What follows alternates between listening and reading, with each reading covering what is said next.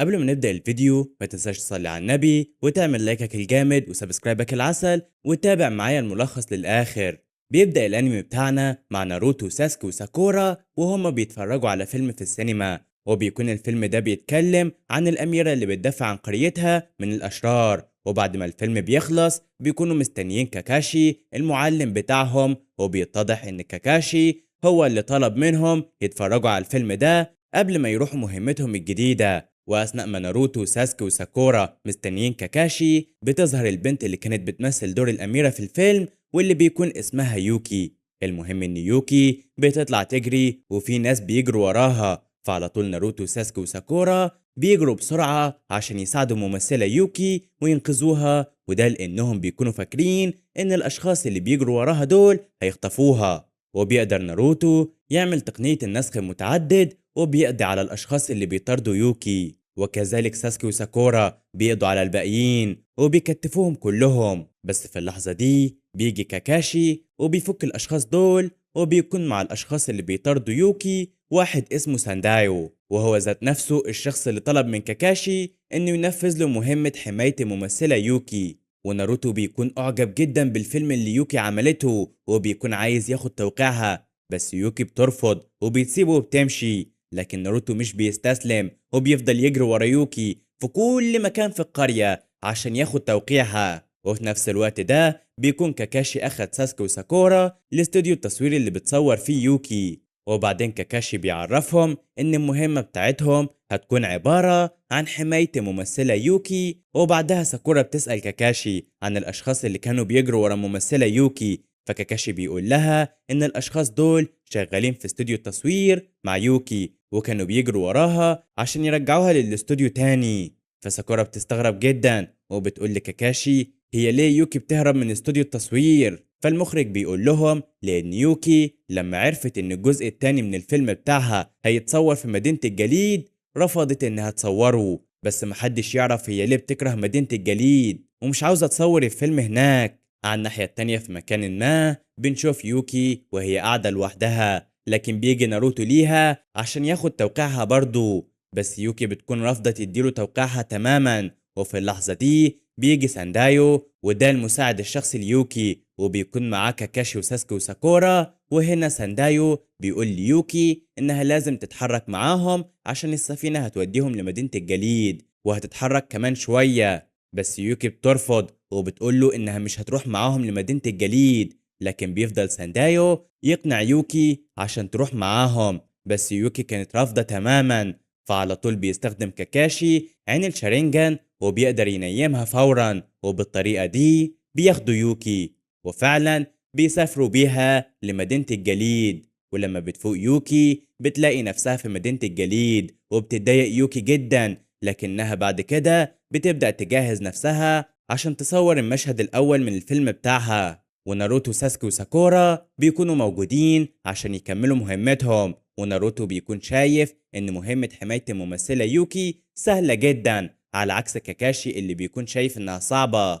على الجانب التاني بنشوف مجموعة من الأشخاص وهما بيتكلموا مع القائد بتاعهم واللي بيكون اسمه دوتو كازاهانا. والأشخاص الغريبة دول بيعرفوا دوتو إنهم اكتشفوا مكان أميرة مدينة الجليد. وبنعرف يا صديقي إن أميرة مدينة الجليد بقالها 10 سنين مختفية، وهنعرف ليه قدام شوية.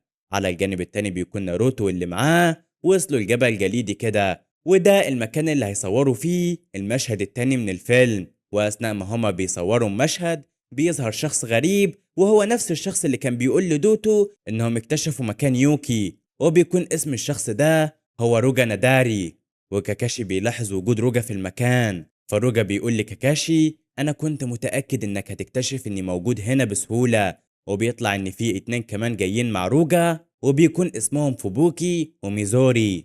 المهم إن روجا بيقول لكاكاشي ما تعترضش طريقنا، إحنا بس جايين ناخد الممثلة يوكي، وده لأنها أميرة مدينة الجليد اللي اختفت من 10 سنين. لكن كاكاشي بيقول لناروتو ساسكي وساكورا يحموا يوكي، وبعدها بيبدأ كاكاشي يهجم على روجا، وكذلك روجا بيهجم على كاكاشي. وعلى الناحية التانية بيكون ناروتو ساسكي وساكورا بيهجموا على فوبوكي وميزوري. ويوكي بتكون شايفة كل ده وبتفضل تفتكر ذكريات من طفولتها لحد ما بيغمى عليها، وناروتو كان لسه بيهجم على ميزوري والقتال بيكون لصالح ميزوري، وده لأن روجا وميزوري وفوبوكي بيستخدموا الأذرع المعدنية اللي بتمدهم بطاقة داخل جسمهم وبيستخدموها عشان يعملوا تقنيات مختلفة.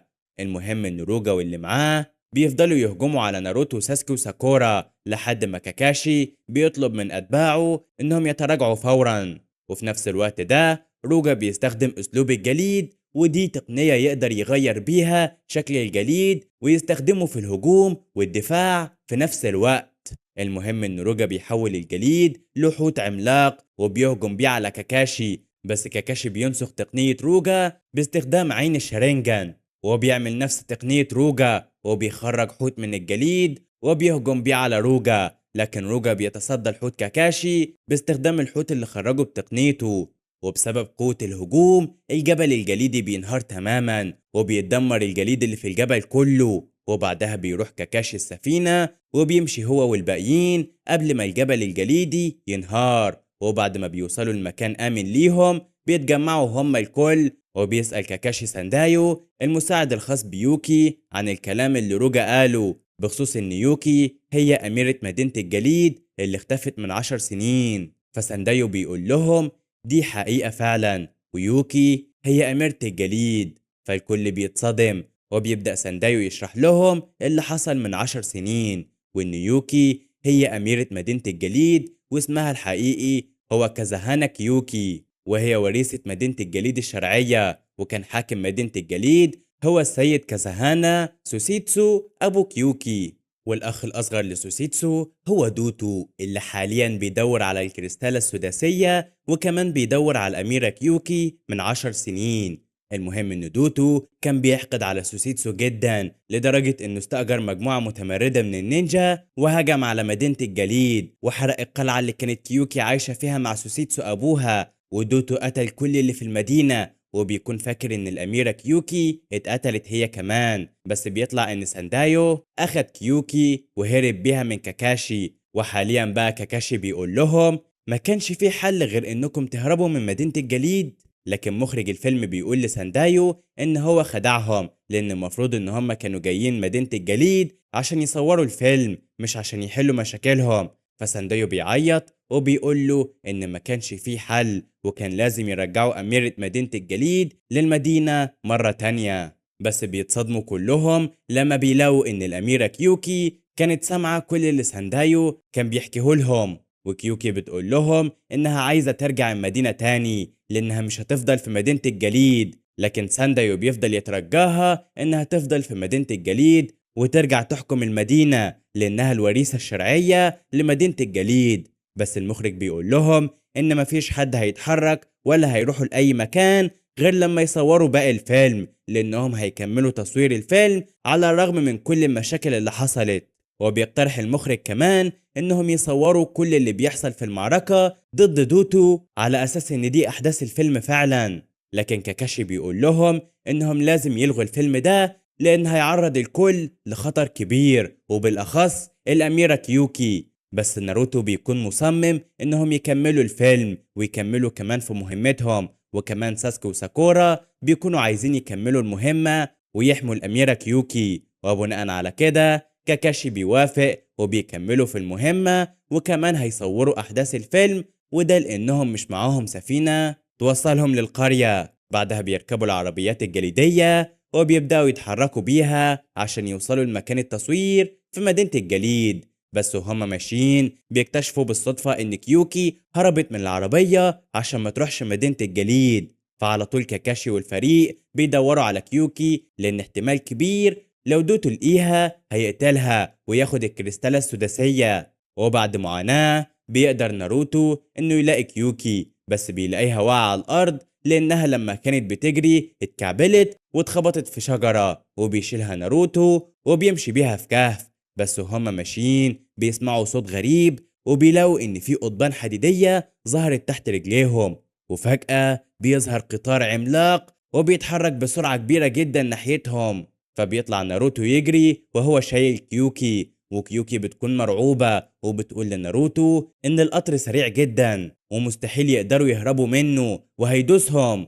بس ناروتو بيقول لها إنه مش هيستسلم، بالعكس هيكمل وهيحاول إنه يجري بأسرع ما عنده، وده لأن هو عنده حلم كبير لازم يحققه وما ينفعش يموت ويسيب الفريق بتاعه. وبيفضل ناروتو يجري بسرعة رهيبة لحد ما أخيرا بيخرج من مكان الكهف ده وبيتفادى القطر قبل ما يدوسهم. وبعدها بيلاحظ ناروتو إن سانداي والباقيين مش موجودين في المكان، والصدمة بقى إن القطار اللي كان بيلاحقهم بيقف فجأة وبيظهر منه دوتو وروجا وأتباع دوتو كلهم. ودوتو بيقول لكيوكي إن عدى 10 سنين بالظبط من وقت ما هي اختفت من القلعة، وأخيرا هياخد الكريستالة السداسية منها.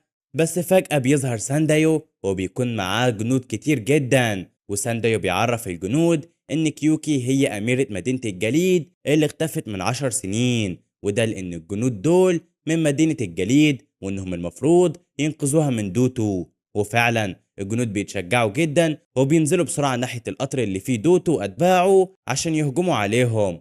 بس فجأة بتخرج مجموعة من السهام وبتصيب الجنود وبيموتوا كلهم. وفي الأثناء دي بيظهر كاكاشي وناروتو وساسكي وساكورا وبيبدأوا يفجروا أجزاء من القطر اللي فيه دوتو، وللأسف سانداي وهو كمان بيتصاب. المهم بيبدأ كاكاشي والفريق يدمروا أجزاء القطر، وبسبب كده بيهرب دوتو اللي معاه قبل ما القطر ينفجر بيهم. أما ساندايو فبتكون إصابته خطيرة جدا، لكنه بيقول لكيوكي قبل ما يموت إنها تقدر تغير مستقبلها وحياتها كلها وتحرر مدينة الجليد من حكم دوتو وتحقق حلم أبوها وتكون هي أميرة مدينة الجليد من بعده. وبعدها بيموت ساندايو، فبتحزن كيوكي لكنها ما بتظهرش ده وبتقول لهم إنهم لازم يتحركوا ويمشوا من المكان بسرعة وكمان يمشوا من مدينة الجليد.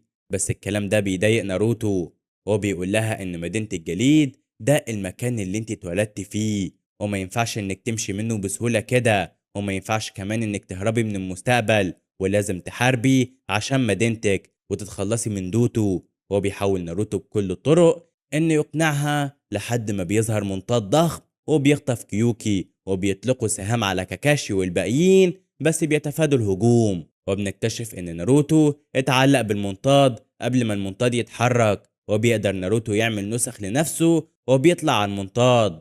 على الناحية التانية بنشوف كيوكي وهي قاعدة في المنطاد وبيجي دوتو وبيقول لها انت فاكرة انكم هتقدروا تهربوا مني بسهولة كده؟ وعلى فكرة كل اللي انا عايزه منك اني اخد الكريستالة السداسية وهسيبك في حالك، وده لان الكريستالة دي بتربط عيلة كزهنة ببعضهم ومفضلش غيري انا وانت من العيلة دي. وبالاضافة لكده الكريستالة دي مفتاح تشغيل لكنز ضخم جدا، والكنز ده عبارة عن جهاز قديم متطور ومدفون في أرض الجليد، والجهاز ده بيقدر يسيطر على الطقس ويغير طقس المدينة بالكامل. يعني باختصار يا صديقي، دوتو كان عايز الكريستالة السداسية عشان يفتح الجهاز ده وياخد القوة دي لنفسه ويسيطر على المدينة بالكامل. والمفاجأة بقى إن الكريستالة دي كانت في الحقيقة سلسلة أميرة الجليد كيوكي، وهي اللي بتشغل الجهاز المدفون في أراضي مدينة الجليد. وكل هدف دوتو إنه يحكم العالم ده وكمان يمتلك قوة بتغير الطبيعة بالكامل، وكمان هيسيطر على دول الشنوب الخمسة. المهم إن في اللحظة دي ناروتو بيجي وبيقول لدوتو مش هسمح لك إنك تنفذ اللي بتفكر فيه، لكن أتباع دوتو بيقيدوا ناروتو في لمح البصر، وناروتو بيكون عمل تقنية النسخ متعدد لنفسه ونسخ كتير منه. بس أتباع دوتو بيقيدوا كل النسخ دي، وبعدها روجا بيقيد ناروتو بأداة عشان ما يحررش نفسه، والأداة دي بتسيطر على قوة التشاكارا اللي عند ناروتو. وفعلا قوة ناروتو بتنهار وكل النسخ اللي عملها لنفسه بتختفي تماما. وقتها كيوكي بتخرج الكريستالة السداسية وبتديها لدوتو، ولما دوتو بيشوفها بيكتشف انها مزيفة ومش الكريستالة الحقيقية اللي هو عايزها. فدوتو بيتضايق جدا وبيكون هيقتل كيوكي، بس كيوكي بتفتكر ان كاكاشي اخد منها الكريستالة السداسية وساب لها واحدة مزيفة مكانها. ولما دوتو بيعرف بيتعصب جدا وبيتوعد لكاكاشي وبيقول لأتباعه انهم يستنوا كاكاشي لحد ما يجي، لأنه أكيد هيجي ينقذ ناروتو وكيوكي. وفي قصر دوتو بنشوف ناروتو وكيوكي وهما محبوسين في أحد السجون في القصر، وناروتو بيكون بيحاول يحرر نفسه. وبعدها ناروتو بيقول لكيوكي: أنا سمعت أهل مدينة الجليد وهما بيقولوا إن مفيش ربيع في مدينة الجليد. فكيوكي بتقوله إن دي حقيقة فعلا، وإن أبوها كان دايما يقول لها إن مفيش ربيع في مدينة الجليد، وإن فصل الربيع هو أفضل فصول السنة وكان من أحسن الفصول في مدينة الجليد. وبيكون حلم كيوكي إنها تشوف فصل الربيع المنتظر في مدينة الجليد.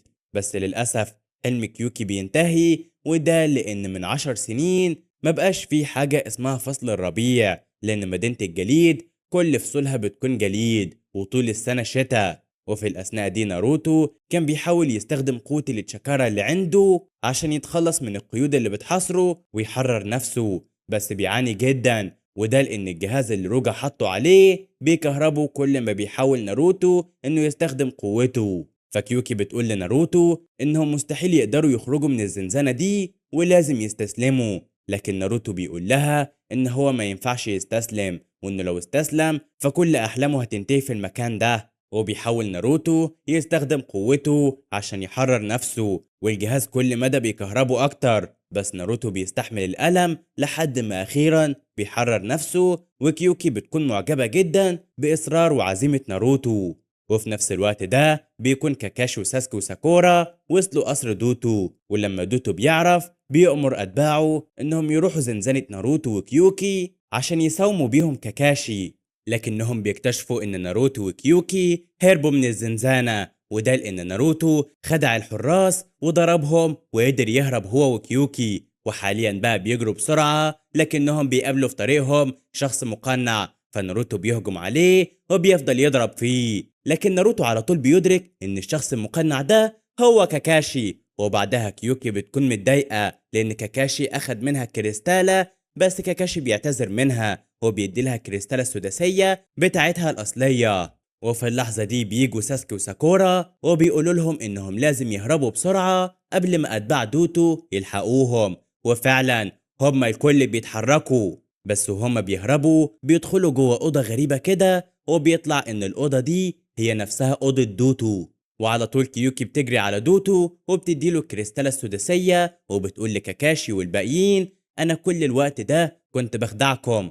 طبعا الكل بيتصدم وبيحاولوا إنهم يمنعوا كيوكي، وبعدها كيوكي بتقول لهم: تقريبا كده انتوا نسيتوا إن مهمتي هي التمثيل، وأنا أتقنت دوري على أكمل وجه. وعلى طول بتخرج كيوكي سيفها وبتصيب بيه دوتو، بس دوتو بيحاول يخنقها بإيده، وناروتو بيكون مرعوب على كيوكي بس ما بيعرفش ينقذها بسبب أتباع دوتو. وبيحاول ناروتو إنه يلحقها، بس دوتو بيمنعه وبيضربه وبياخد كيوكي وبيقول لهم إن الإصابة اللي كيوكي كانت بتحاول تصيبني بيها ما نجحتش، وده لأني بلبس درع واقي واسمه درع التشاكارا. وكل ما ناروتو بيحاول ينقذ كيوكي دوتو بيضربه وبيحدفه بعيد، والمكان بيبدأ ينهار ودوتو بيهرب وبيكون معاه كيوكي. وناروتو مش بيستسلم وبيتعلق بالأجنحة اللي بيطير بيها دوتو، بس دوتو بيرمي ناروتو من فوق في وسط الشجر. وبعد ما ناروتو بيقع بيحاول يقوم بصعوبة وبيحاول يتحرك بسرعة عشان ينقذ كيوكي، لكنه ما بيقدرش، وده لأن الجهاز اللي عليه بيمتص قوة الشاكارا اللي عنده.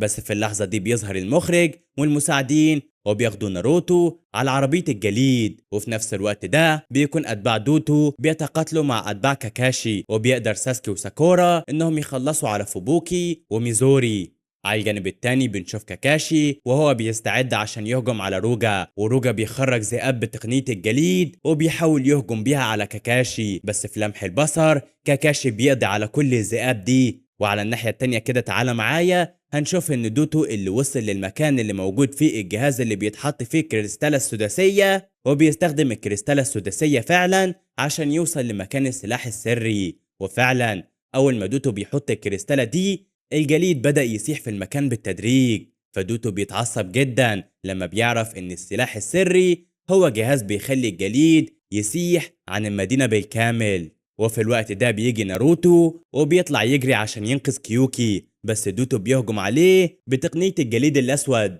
وبيحدف ناروتو بعيد، لكن ناروتو مش بيستسلم وكيوكي بتكون خايفة على ناروتو، وده لأن دوتو أقوى بكتير. بس ناروتو بيقول لها خليكي واثقة فيا، أنا ههزمه أكيد. فدوتو بيتعصب جدا وبيهجم على ناروتو وبيضربه ضربة قوية لدرجة إن ناروتو بيغمى عليه وبيقع في نهر جليدي. وفي الوقت ده بيجي ساسكي وبيحاول يهجم على دوتو، بس دوتو مش بيتأثر بهجومه وبيضربه ضربة قوية وبيغمى عليه هو كمان. وبتنهار كيوكي حرفيا، لكنها بتقول في بالها إنها متأكدة إن ناروتو هينقذها وكمان هيهزم دوتو، لأن مستحيل ناروتو يستسلم بسهولة كده. وناروتو في الوقت ده بيقول في باله أنا لازم أجمع قوة الشاكارا اللي عندي عشان أقدر أكسر الجهاز اللي بيمتص قوة شاكارا مني. والحل الوحيد عشان أدمر الجهاز ده إني أستجمع قوة الشاكارا كلها وأخرجها مرة واحدة.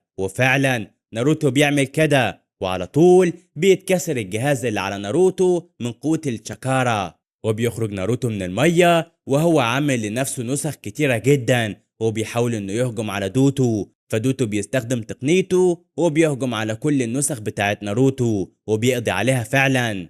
لكن ناروتو بيظهر من وسط الدخان بتاع النسخ اللي اتدمرت وبيفضل نسخة واحدة مع ناروتو. وكيوكي بتفرح جدا وبتقول لناروتو أنا كنت متأكدة إنك مش هتستسلم بسهولة كده، وأنا معترفة بيك كأعظم نينجا في التاريخ. وبعدها على طول ناروتو بيستخدم آخر نسخة معاه كهجوم مزدوج وبيهجم ناروتو هو والنسخة اللي معاه بقوة هائلة على دوتو. وبسبب قوة الشاكارا دوتو بيترعب حرفيا وبيحاول يتجنب هجوم ناروتو، بس ناروتو بيقدر يهجم عليه بقوة الراسنجان وبيكسر الدرع اللي دوتو لابسه وبيقضي عليه تماما. وبعدها على طول بيشتغل الجهاز وبيسيح كل الجليد اللي في المدينة وبيحول المكان ومدينة الجليد كلها لفصل الربيع. وها أخيرا بعد انتظار طال 10 سنين مدينة الجليد والأول مرة من مدة كبيرة تتحول لمدينة كلها ربيع وزهور. وهنا كيوكي بتتصدم من جمال المدينة وبتفتكر كل اللحظات اللي كانت بتقضيها مع أبوها وعن حكاياتهم عن مدينة الجليد، وبتفضل تعيط وبتفتكر لما قالت لأبوها إنها عايزة تكون أميرة لمدينة الجليد بس لما فصل الربيع يبدأ. وبعدها بتفضل كيوكي تضحك لأنها فعلا بقيت أميرة وكمان ممثلة زي ما كانت بتحلم، وفهمت إنها كانت لازم تضحي زي ما أبوها والسيد ساندايو كانوا عايزين. وحاليا بقى الكل بينبهر من جمال المدينة وقد إيه الجليد كان بيخفي جمالها الحقيقي، وناروتو بيكون فرحان جدا. المهم بعدها بيتم تتويج كيوكي كأميرة لمدينة الجليد، وبعدين كيوكي بتشكر كاكاشي وناروتو وساسكي وساكورا وبتقول لهم إنها هتعمل كل اللي في وسعها عشان تحكم المدينة بالعدل والمساواة، وكمان هتكمل في مهنة التمثيل، وإنها كمان هتحسن من طبيعة السلاح السحري اللي بيحول مدينة الجليد لفصل الربيع. وبتسيبهم كيوكي وبتمشي، وبعد شوية بيكتشفوا إن كيوكي كانت سايبة لهم رسالة وبيطلع مضمون الرسالة هي صورة لناروتو وموجود عليها توقيع لكيوكي، وده التوقيع اللي كان ناروتو بيطلبه منها فأول مرة شافها فيها. فبيفرح ناروتو جدا. ولحد هنا بيخلص الجزء الأول من ناروتو نينجا. بص يا عزيزي، باختصار بتبدأ مهمة حراسة عادية لممثلة مشهورة اللي هي يوكي.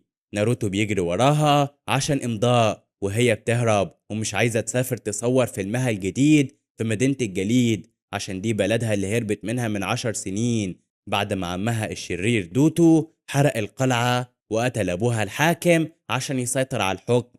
وكاكاشي بينيمها بالشرنجان وبياخدوها هناك بالعافية، وأول ما بيوصلوا الحرب بتقوم وعمها بيظهر بأذرع ميكانيكية وتكنولوجيا بتمتص الشاكارا وبيموت المساعد المخلص ساندايو قدامها. وطبعا يوكي بتنهار وبتقول مفيش أمل والبلد دي ما فيهاش ربيع أصلا، والكل بييأس إلا ناروتو اللي بعزيمته بيفجر جهاز امتصاص الطاقة وبيعمل نسخ وبيطير في الهواء وبيدي عمها الشرير واحدة راسنجان أسطورية بتفرتك درعه وبتنهي أسطورته تماما. والمفاجأة إن الكنز اللي دوتو كان بيدور عليه طلع جهاز سحري بيسيح التلج وبيرجع فصل الربيع والورد للمدينة لأول مرة من 10 سنين. يوكي بعدها بتتوج كأميرة وبتكمل تمثيل وبتسيب لناروتو المفاجأة اللي كان بيحلم بيها، وهي صورتها وعليها الإمضاء.